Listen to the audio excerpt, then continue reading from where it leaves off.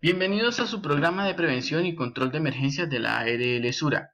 El día de hoy hablaremos sobre 3 puntos importantes para la administración y respuesta a emergencias. Empezaremos hablando de la evacuación. ¿Qué es la evacuación? Es una medida de seguridad de desplazar un grupo de personas de una zona de alto riesgo a una zona segura. Esto significa que puede ser dentro de las mismas instalaciones. No siempre es recomendable salir en el mismo momento en el que se presenta una emergencia. Por ejemplo, en el caso de los sismos, no es necesario salir en el mismo momento en el que se presenta la réplica, sino que en este caso deberíamos refugiarnos, buscar un lugar seguro, proteger nuestra cabeza y nuestro cuerpo, buscando las columnas o muebles o enseres fuertes y a ubicarnos al lado de estas estructuras en una posición fetal para protegernos de objetos que puedan caer. El plan de evacuación, que hace parte del plan de emergencias, es un acuerdo preestablecido por todos los ocupantes de un área. Allí vamos a designar cuáles son las rutas de evacuación, las personas encargadas de responder a las emergencias, cuáles van a ser los puntos de encuentro en caso de que se materialice una amenaza. Ante una situación de emergencia, es necesario que todos los funcionarios, incluyendo directivos e incluso visitantes, conozcan cómo actuar y dónde salir en caso de ser necesario. Tenemos 4 tipos de evacuación. La primera es la evacuación preventiva antes de la emergencia. Allí encontramos los simulacros. Es de vital importancia que se realicen simulacros para asimismo evaluar si nuestros procedimientos son los más indicados. Posterior tenemos la evacuación de emergencia, que es la que se realiza en el mismo momento en el que se está materializando una amenaza o se ha presentado una situación de alto riesgo. Tenemos la evacuación total. Es aquella evacuación que realizamos cuando la amenaza o la situación de emergencia se ha salido de control y la escala de respuesta a esta emergencia sobrepasa nuestras capacidades operativas. Por lo tanto, debemos evacuar todas las instalaciones. Y la evacuación parcial es aquella que realizamos cuando la amenaza se ha materializado o se presenta una situación de emergencia en un área específica de la empresa, la cual no requiere detener nuestros procesos y podemos realizar una evacuación únicamente del área afectada. ¿Qué son las brigadas de evacuación? Grupos de personas encargadas de dirigir, ejecutar y controlar la evacuación por las rutas que han sido designadas por todos. Es importante que los brigadistas de evacuación cumplan con ciertas características. Deben ser personas tranquilas, capaces de tomar decisiones bajo presión y con liderazgo y voz de mando. Las brigadas de evacuación tienen unas funciones antes, durante y después de la emergencia. Antes de la emergencia, identificar cuáles son los sitios que representan mayor peligro dentro y fuera del edificio para no tenerlos como ruta de evacuación o puntos de encuentro. Identificar cuáles son las áreas más seguras para asimismo localizar nuestras rutas de evacuación y puntos de encuentro. Y por último, hacer una señalización y socialización con todo el personal de estos puntos. Elaborar el plan de evacuación. Al momento de hacerlo debemos tener en cuenta que hay que designar una persona autorizada para dar una señal de alarma. Debemos designar los procedimientos por área o piso y socializarlos con todo el personal presente. Debemos realizar perimetrajes de seguridad al momento de realizar la evacuación a través de señales de evacuación y puntos de encuentro, y deben tenerse en cuenta personas con limitaciones físicas. Además de esto, durante la emergencia, activar el sistema comando de incidentes o brigadas, que son los encargados de responder a situaciones de primeros auxilios, control de incendio y evacuación, y activar sistemas de iluminación de emergencias y alarmas. Ya después de la evacuación vamos a evaluar esos planes de respuesta y elaboraremos un informe respectivo para adoptar medidas correctivas y necesarias para mejorar la capacidad de respuesta con base a la evaluación.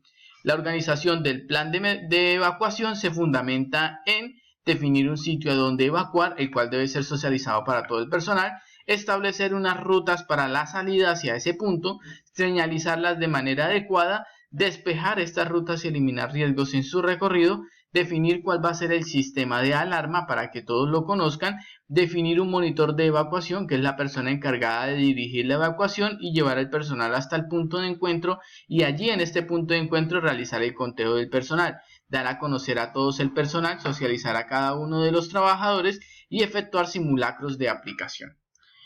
Continuando con nuestros temas de plan de prevención, preparación y respuesta a emergencia, hablaremos sobre primeros auxilios. Los primeros auxilios son cuidados inmediatos y provisionales que se brindan a una persona víctima de un accidente o de una enfermedad, con el fin de aliviar su dolor y prevenir su muerte. Cuando evaluamos primeros auxilios debemos iniciar por signos vitales, que en este caso son 4: frecuencia cardíaca, frecuencia respiratoria, tensión arterial y temperatura. Dentro de la frecuencia cardíaca encontramos 3 valores: el valor normal o normocárdico, que debe estar entre 60 a 100 pulsaciones por minuto, un bradicárdico, que es menor a 60 pulsaciones, y un taquicárdico, que es mayor a 100 pulsaciones por minuto. Debemos de tener en cuenta que estos valores son tomados en estado de reposo. Encontrarán en las imágenes inferiores los puntos en donde se recomienda tomar el pulso. El más recomendable cuando hablamos de primeros auxilios es el pulso carotídeo, que es el que ustedes encuentran en la imagen inferior derecha. La frecuencia respiratoria se mide por valores de respiración por minuto. En este caso, la respiración normal de una persona debe ser entre 12 y 20 respiraciones por minuto. Cuando hablamos de una frecuencia menor, hablamos de una bradipnea, lo cual hará que el paciente no complete su saturación de oxígeno adecuada, o una taquipnea, que nos dará el mismo resultado. En la presión arterial es importante que utilicemos un equipo de medición, en este caso el tensiómetro. Aquí encontrarán ustedes en esta tabla cuáles son los valores normales de la presión arterial. Si ustedes son pacientes hipertensivos o hipotensivos, es importante que lo hagan saber dentro de su personal o compañeros de trabajo, para asimismo, en el momento en el que usted sufra un desmayo o una lipotimia, poder saber qué medicamento administrar o cuál sería el tratamiento hospitalario. La temperatura, tenemos 3 sitios donde tomarlo, 3 lugares, que una es la oral, la que no debe hacerse en pacientes inconscientes por riesgo a que puedan tragarse el termómetro, la rectal, que es la menos recomendada ya que hay contacto con fluidos, y la axilar, la cual se recomienda si es un termómetro de mercurio que se deje cerca de 5 minutos sobre las axilas, y si es un termómetro digital hasta el momento en el que suene. En los termómetros infrarrojos es recomendable que la temperatura sea tomada de los hombros hacia arriba a nivel del cuello y la cabeza, que es donde se manifiestan primeramente los cuadros febriles. Tenemos rangos en el cual la temperatura no debe superar los 37.5, ya que sobre los 38 estaríamos hablando de cuadros febriles o inicios de cuadros de fiebre. En el abordaje inicial del paciente y manejo del paciente debemos de tener en cuenta 3 cosas. Primero, la evaluación de la escena. Debemos verificar cuál es la seguridad de la escena y de la persona involucrada y de las personas que van a llegar a responder ante esta situación.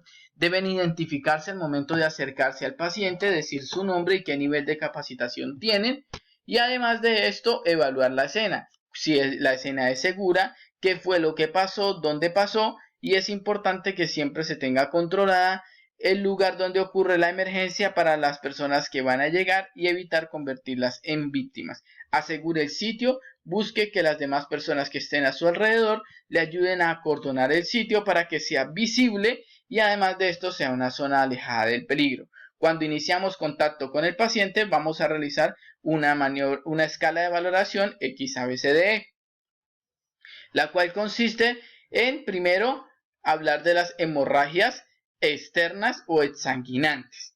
Estas hemorragias externas o exsanguinantes requieren de un control de 3 pasos. Primero, realizar una compresión o una presión directa sobre la herida. Si posterior a esto no logramos detener el sangrado, haremos un vendaje compresivo y como último paso realizaremos el torniquete, el cual nunca ha sido prohibido, pero sí tiene algunas recomendaciones de seguridad al instalarlo, como por ejemplo el torniquete después de puesto no se debe retirar.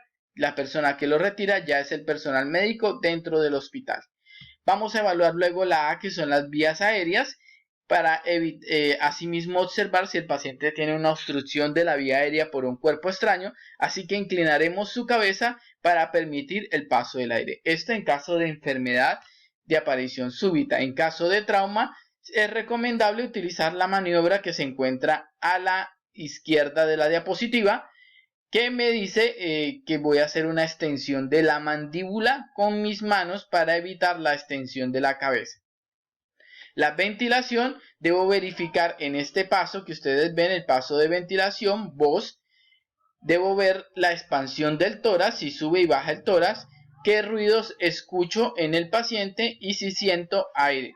Es importante que el reanimador, la persona que está haciendo la evaluación por temas de COVID, utilice gafas y mascarilla facial. Cuando hablamos de circulación, vamos a evaluar cuáles son los niveles de circulación del paciente. Evaluamos nuevamente hemorragias y si tiene pulso.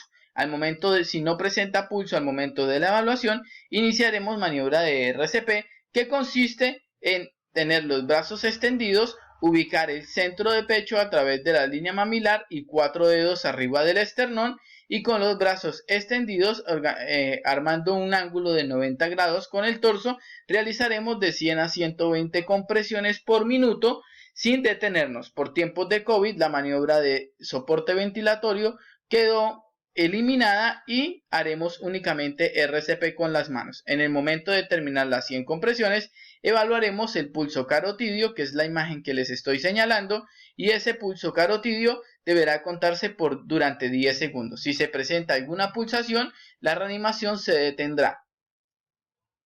Por último, haremos una evaluación del estado de conciencia del paciente a través de la escala de valoración ABDI. Vamos a evaluar si el paciente se encuentra alerta al llamado, responde a su nombre, si puede decir palabras o frases de manera coherente, si manifiesta algún tipo de dolor en su cuerpo, y por último evaluaremos nuevamente su estado de conciencia. Continuando con nuestro programa de formación, hablaremos sobre manejo de extintores y control del fuego.